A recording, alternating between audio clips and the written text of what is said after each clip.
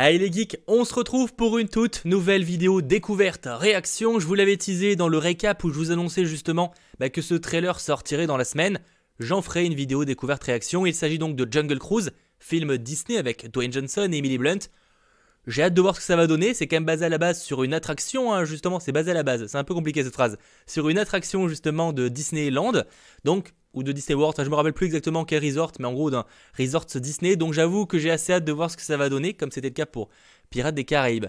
Bref, intro très longue, bien trop longue déjà, réagissons à ce trailer. La légende raconte qu'il existe en Amazonie un arbre possédant des pouvoirs de guérison prodigieux. Et cette pointe de flèche est la clé pour y accéder. Arrêtez-la! Bonjour, je tenais à vous dire que cet objet a été mal répertorié.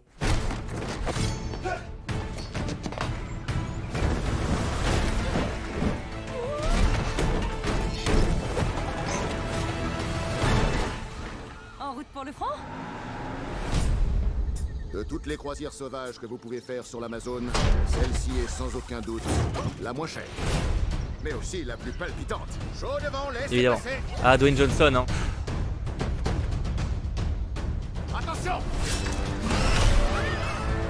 Des maraudeurs. Ah mais c'est vraiment dangereux comme attraction en fait. Ah. Messieurs, dames, le moment pour lequel vous trépignez d'impatience. La face cachée des chutes d'eau. C'est la 8e merveille du monde.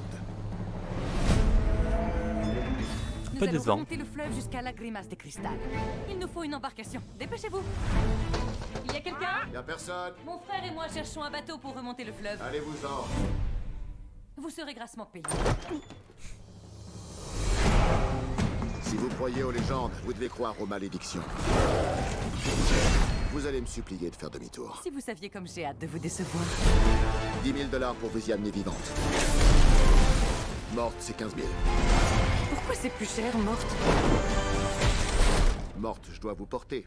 C'est plus fatigant. On Ça se vaut.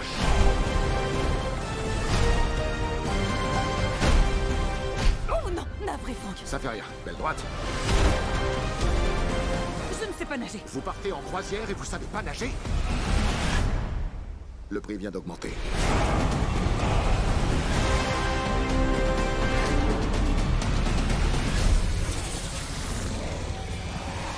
Wow, c'est quoi ça? C'est vrai.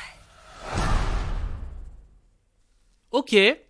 Ça sort donc le 29 juillet 2020. C'est avec Emily Blunt, Dwayne Johnson. Bon, ça, je pense que vous l'avez remarqué. Ok, donc visiblement, il y a d'un côté un petit peu... Dwayne Johnson passe un peu pour un arnaqueur au début, alors que bon, visiblement, il s'en sort plutôt pas mal. Alors, on verra de quelle manière, etc. Là, j'ai Google Home qui s'allume, excusez-moi. Alors, ouais, ok. Je sais pas trop... Non, franchement, ça me donne envie. Genre, ça a l'air d'être un peu dans la lignée, effectivement, des Pirates des Caraïbes ou ce genre de film. Pour le coup, niveau live Disney, si on se base sur quelque chose d'original, bon, c'est donc adapté, enfin inspiré d'une attraction Disney, mais ça reste un concept original pour le coup, pas comme par exemple le Aladdin ou autres qui sont basés sur des vieux films, etc. Et en plus que ça, même sur des vieux contes, tout ça. Donc là-dessus, c'est quand même bien d'avoir quelque chose d'original. On sent que le duo va bien fonctionner. Je pense que le duo va, ouais, je pense qu'on va l'apprécier. En plus, moi, j'adore Dwayne Johnson, même si ses films, c'est rarement des chefs-d'œuvre, même c'est jamais des chefs-d'œuvre. Bon, on passe un bon moment en général, voilà, tu rigoles bien, en plus avec le duo, là, ça va bien fonctionner. Le côté décor, le côté aventure, en fait, on va vivre vraiment une vraie aventure, c'est comme ça que c'est vendu, et ça, c'est quand même plutôt cool. Les Pirates des Caraïbes, je vais y arriver, nous offraient vraiment ce voyage, au final, au milieu des Caraïbes.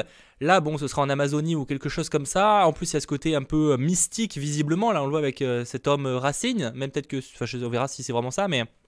Ce côté un petit peu fantastique, ça peut être assez sympa pour le coup, j'ai hâte de voir ce que ça va donner. Vous me direz ce que vous en pensez en commentaire, ça n'a pas l'air d'être enchaînement de vannes que je dis ça quand il y a Emily Blunt qui se prend qui tombe, mais bon on verra là-dessus. Pour le coup, on va voir. Beaucoup du film risque de se passer sur ce fameux bateau, donc dirigé par Dwayne Johnson.